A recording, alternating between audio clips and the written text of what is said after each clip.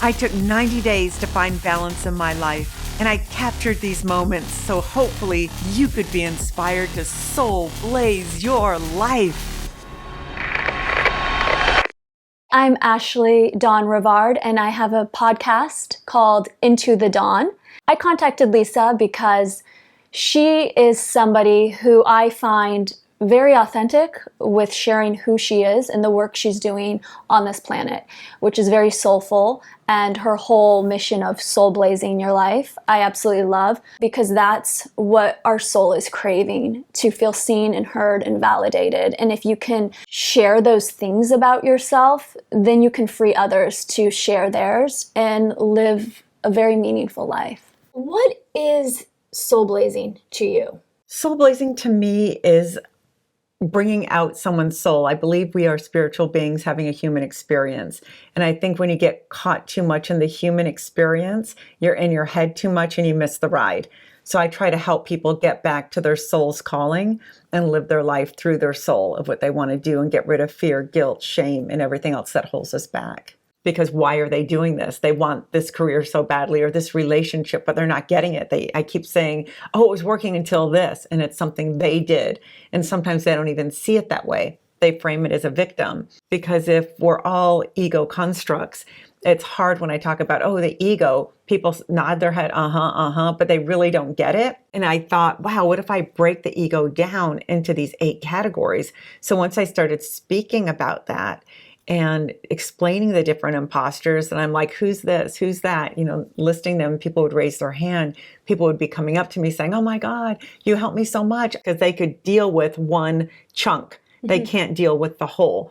So it's just like anything, one step at a time, instead of, oh, I'm going to be a writer, I'm going to be a producer, I'm going to direct. And then it's like, and you do nothing. Right. So yeah, it's overwhelming. It's overwhelming. Like, if you're going to be a writer, director, producer, write your script first. Yeah. Write 1 page a day, Yeah. And then maybe after a couple of weeks, 2 pages a day, and get up to 5 pages a day, and give yourself that time. So it's the same thing with the imposter model. It's like, which one do you relate to the most? Which one is driving you? Okay. And then fix that issue. And then you will say, oh, another one popped up, and another one, because most people have at least 2 or 3. And I say, name your imposter, because once you name it, then it becomes a character, because we are all characters in this game of life, and you get to write, direct, and produce you. Yeah.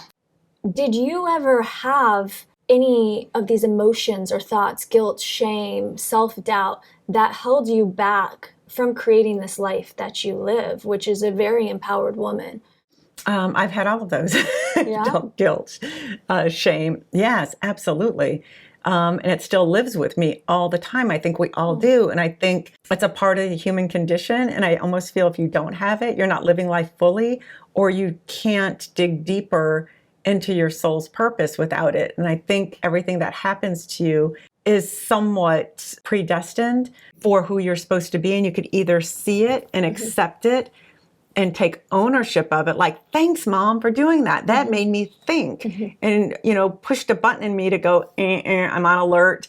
Something's different with me. Then when you're different, maybe you could go out in the world and do something different, because you don't care anymore. You're already screwed up. You're already not lovable. You're not liked. You're not good enough. You're always behind. So it's like, I have nothing to lose. So what is the most meaningful shift you've had thus far?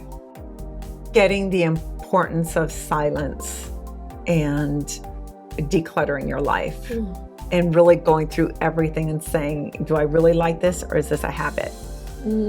And getting help in the areas that you need help in. And maybe there's a friend who you could bargain with, this person does massage, this person does admin, or an accountant, switch and do each other favors. Then you get friend time and you get your needs met. So I realized just really paring down your life to its simplest form, where you're still happy, but getting everything still done.